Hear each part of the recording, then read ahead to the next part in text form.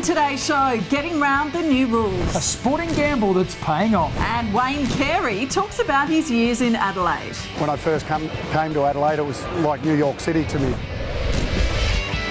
Hi everyone and welcome to The Crow Show, brought to you by Optus. I'm Mark Bickley. And I'm Alana Smith. And Mark, every new rule is a new challenge to the clubs. Yes, they're having to be quite creative in how they assist players get through games. Yeah, one answer. Pickle juice. Advocates say it has multiple benefits. So why are the Crows using it and what other remedies are they trying? So there isn't really a solution to cramps yet. And so pickle juice at the moment is really in the headlines for being the cure for cramp once you get it. In all honesty, there's a few studies that have been done in it, and essentially it's got potassium, sodium, magnesium in it, which are all the electrolyte-based products that we want for someone to stay hydrated. Essentially what they think that happens is the players ingest the pickle juice, it has those electrolytes in it, and it stimulates something in your oropharyngeal region which actually ceases the neurons from firing once you get a cramp. So the studies that have been done use dill, mustard powder, there's been studies with chili as well. So we try and grab a pickle vinegar essentially, but we try and use the ones that are based off the studies with the same ingredients. We have probably about 8 to 10 guys that take it every game. Others will only take it once they get a cramp, which is what most of the studies have been done in. A lot of work goes in over the summer to make sure guys know how to hydrate. So it's not just the rehydration element within game, it's the entering the game hydrated in the first place. Obviously that takes some education for the younger players, and we do that in conjunction with Brodie, our dietitian. What we try and do is we try and encourage a high electrolyte intake, which encourages the absorption of fluid into the cells, helping them get hydrated. We've got plenty of breaks to get some fluids into the guys, and with the rotations that we have at the moment, they've got plenty of time on the bench to also get some fluid in. So for us, hydration's actually not really been an issue unless it's really hot.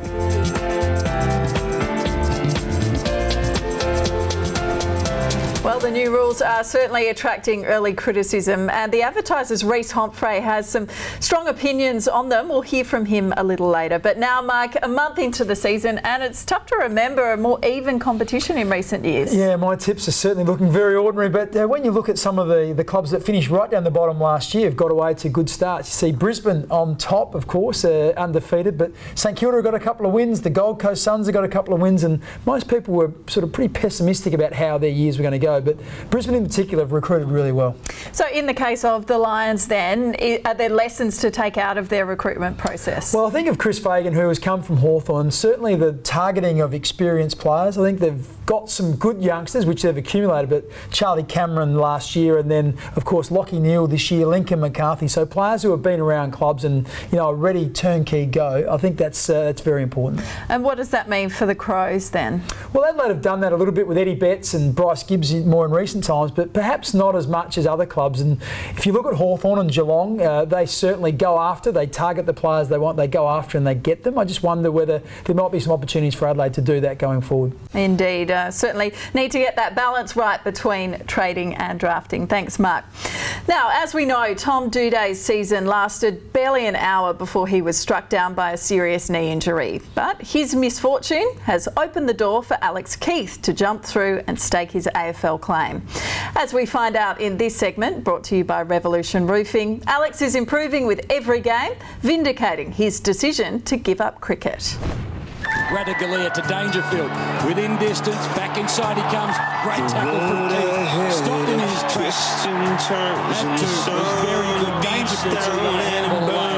You know, coming from a different sport as a background, it's, you know, time out on the training track's really important. So, you know, learning from the other defenders and the coaches has been crucial, and yeah, just getting some continuity with my training. So coming into my 4th season now, so it was difficult the first couple of seasons, just probably more recovering from games and getting used to, you know, the physical side of the game. And I had a couple of impact injuries where, you know, my body was just getting used to the rigours of AFL footy again. And Ruffy just licking the lips in the square, but Keath clothing and takes Ruffy down. Alex has had a great pre-season, which probably helps you set yourself up for having a really good year. And his role, I guess, has maybe changed a little bit now in terms of, he still gets those tall defenders, but his ability to be able to help Talia, coming off third man and impact in the air, and he's been able to do that regularly in games so far this season. But I think he still has to keep working on some things and then be that really locked down defender as well.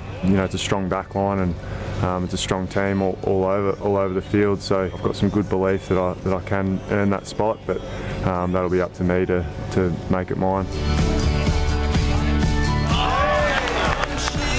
There's a lot of guys in the dressing room that love their cricket, so the Crouch boys, Paul Seedsman, I think Tom Lynch is the #1 ticket holder at the Victorian Bushrangers if you ask him, so he's always watching the live stream on his phone, and Big Sauce Jacobs loves the Redbacks, so we're always talking about cricket in the sheds and that sort of thing, but as far as playing goes, I miss batting a bit, but I certainly don't miss fielding.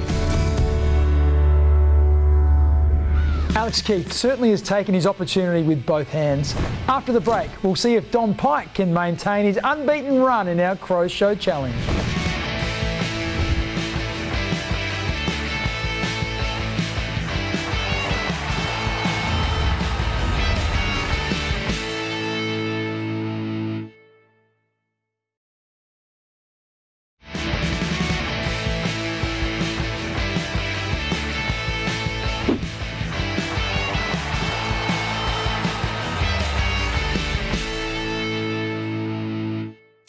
The Crows don't play the Roos again this season. Now, Brodie Smith prides himself with knowing more about his teammates than anyone else in the squad. So this week, it's the job of Rory Atkins to find some holes in Smithers' memory, all thanks to Thomas Farms. This week we're joined by Rory Atkins. Let's see how much I know about the Rad. Hey mate, how are you? What number draft pick was I? Very high, 81. High or low? Yes, correct. What high school did I attend? Somewhere in Melbourne. Did you go? I went, mate. You passed with flying colours. No, Dandenong Rangers High School. False. I went to Maribyrnong Park Secondary. What's my worst habit? Eating with your mouth open. No. Grinding your teeth. I don't do that. That's all right. I twirl my hair a lot and pull it out. That's my worst habit. Okay. You know nothing about me. How many years have I been at the club? This would be season number 7. Yep. What's my sister's name? Ratet. I do know it, but no. Faith. Faith, yeah, I knew that, yeah. Dad's name? I also know this as well. Mate, it's not hard. No, I can't remember his name. I'll know it as soon as you say it. What did I name my beer after? Kenny. All right, thanks for joining us, Rat. Thanks, mate. Thanks for having us. Smithers a champ on and off the field, and next week he and Eddie Betts will celebrate milestone games, so make sure you're at Adelaide Oval for Sunday Fun Day when, all going well, Eddie will play his 300th and Brodie his 150th. Certainly wonderful achievements by both players, and tickets for the clash against the Gold Coast Suns are available at ticketek.com.au.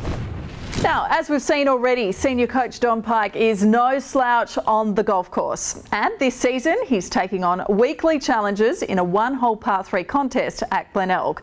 With the help of Optus, let's see who's the latest to have a go. Welcome to Glenelg Golf Club, and my special guest today for the Optus Par 3 Challenge is Scott Camprielli. Welcome along, Scott. Thanks, Tom. Thanks for having me. Good. As a golfer, how do you rate yourself? Below par. Below par. You and I have played a lot of rounds together. Yeah, but you tend to think I'm a bit of a burglar, but I tend to. What the handicap at the moment? What do you? Well, I'm 15. 15. Yep. Little par 3 here at Glenelg. Yeah, a lot of sand. You've had a warm up, so you're ready to go. Yeah, I've been here for an hour. Right. So, tee's yours. Thank you. Get up a bit. Oh, the pot! Dropped it in there. Oh, that's nice. That's a knuckleball. That's gone a long way over. Get over the back. Oh! Yes! Game on! Well, Campo, obviously a Hall of Fame member at Carlton. Who's the best player you played with at Carlton? Played with? Yeah. Oh, geez, that's a pretty tough question. I got drafted in a pretty good era. Kernahan, Bradley, Williams, Silvani, all obviously superstars of the game, really. And so from now obviously senior assistant at Adelaide, and been in a coaching game for a while. What's it that you love about coaching? Oh, I think you just never lose the passion for the competition. I think when you finish playing, that element of the competition, you can't do it anymore. So, and just the love of the game. I just love the whole game of footy. Beautiful. All right, well, good luck in the trap. Yeah. Oh, yeah, went right. You got a putt for it?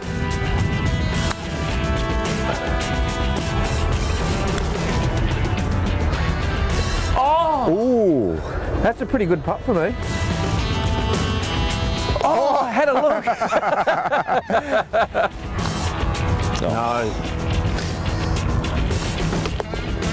Halved in fours. Quality goal. Well done, mate. Thanks, mate. Thanks for joining me. Thank you. Thanks for having me. If he's not at West Lakes, it's a fair bet Pikey's on the golf course. When Mark returns on The Crow Show, we'll hear from the player rightly dubbed the King.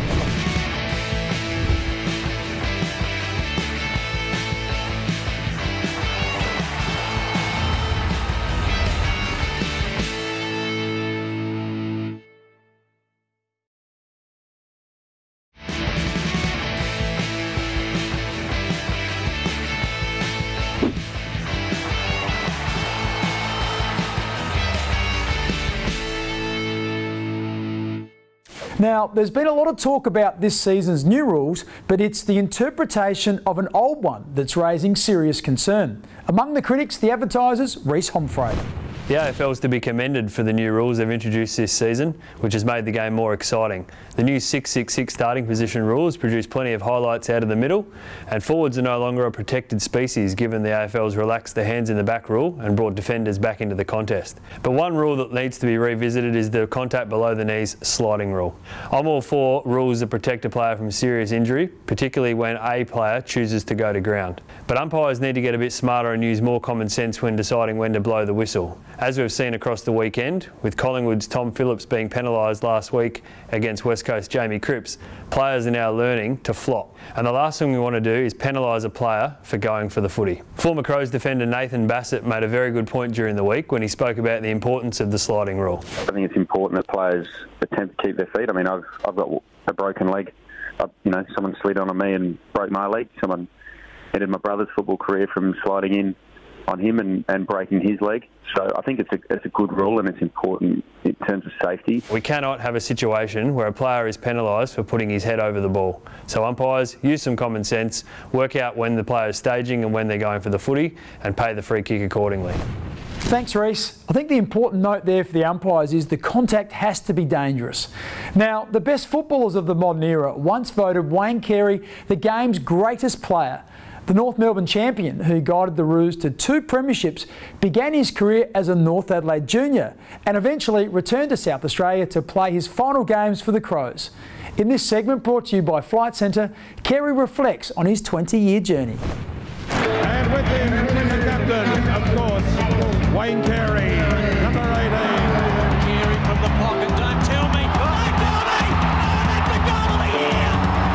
What a ripper! Adelaide's just a footy-loving city. They love their footy. I love the fact that they love their footy. I've always loved Adelaide. Being a Wagga Wagga boy, when I first came to Adelaide, it was like New York City to me, but I fell in love with it. It's really, I know Adelaide people don't like me saying this, but it's a big country town. Airball inside, airball, he wants to go back to Carey. Left foot snap. What a goal from Wayne Carey! North Adelaide were a fantastic footy club. Both Jarman boys were there, so I was just a kid watching these 2 legends play, and then obviously went on and had great AFL careers as well. The monkey has been laid to rest, and North Adelaide in 1987 have run out magnificent winners. Learn a lot. Michael Noonan was the coach, obviously, of the senior team. Johnny Caulfield was the coach of the under-17s. We won the premiership in 87, the same year as the seniors won the premiership. So we got to, even though it was we were young, we got to celebrate a little bit with the senior team, which was great. He'll land in the goal square, and well, there you are. Third goal to Carey. What a great player. I was fortunate to share my last year at the Crows with Wayne Carey. Stay with us. After the break, we'll also turn back the clock on Taylor Walker's career.